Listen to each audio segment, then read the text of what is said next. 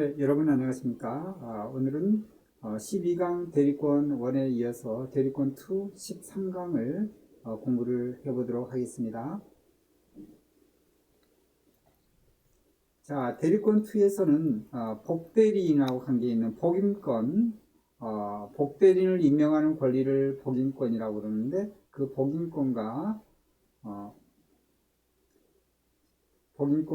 그 다음에 복대리인의 어떤 그 특징, 그리고 소멸, 거기에 대해서 공부를 해보도록 하겠습니다. 이 복인권은 임의대리인 경우와 법정대리인의 경우에 있어서 각각의 어떤 책임 부분에서 좀 차이가 있으니까 여기에 먼저 개략적인 것을 개략적인 원리를 보면서 좀 더 구체적으로 설명을 하도록 하겠습니다.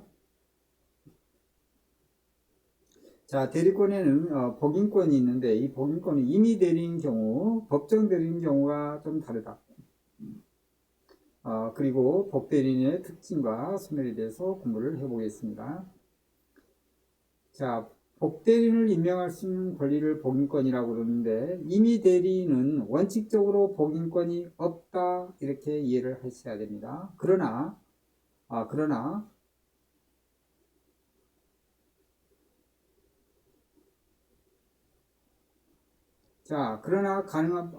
임의 대리인이 복인권에 가능한 경우가 있는데요.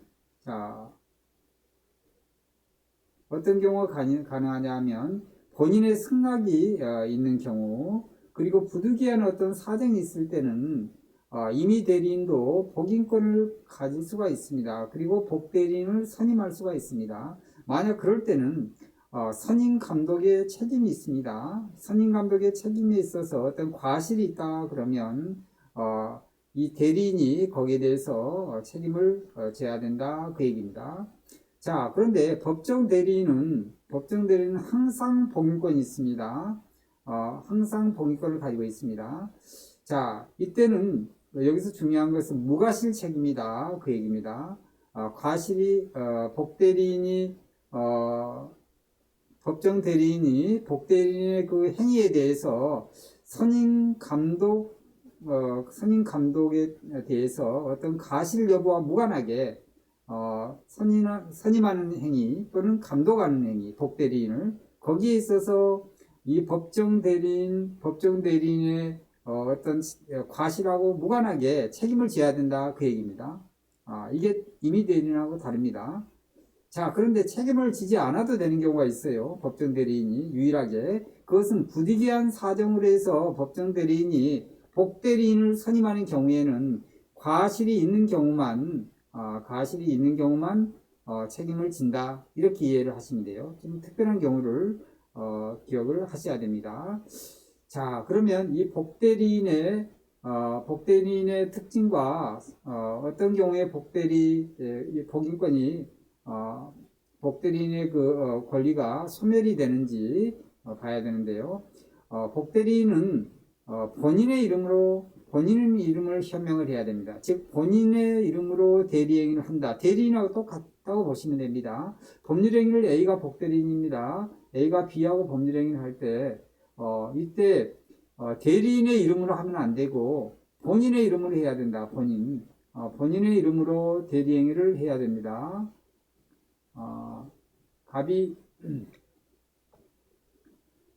만약에 본인이다 그러면 복대리인은 갑의 이름으로 대리행위를 해야 되고 갑을 현명해야 됩니다. 즉 본인의 이름으로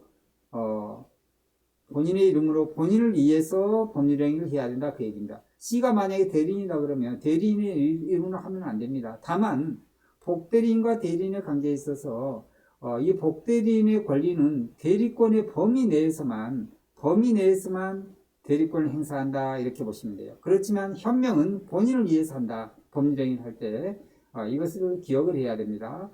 그래서 이 복대리인은 대리인과 마찬가지로 선관 주의 의무가 있고요. 선량한 관리자의 주의 의무가 있습니다. 이임을 받은 복대리인으로서 하나의 복대리인도 대리인이기 때문에 선관 주의 의무가 있고, 그리고 비용 상환 청구권이 있습니다. 만약에 어떤 이 주택을 복대리인이 관리를 만약에 맡았다, 이임을 받아서 갑의 이름으로 관리를 한다. 사실은 C가 복대리인을 선임을 했죠. 그렇지만 갑의 이름으로, 갑의 건물이기 때문에 갑을 위해서 관리를 했다 그러면 여기에 비용이 들어갔어요. 그럼 비용상환 청구권을 누구한테 해야 되겠습니까?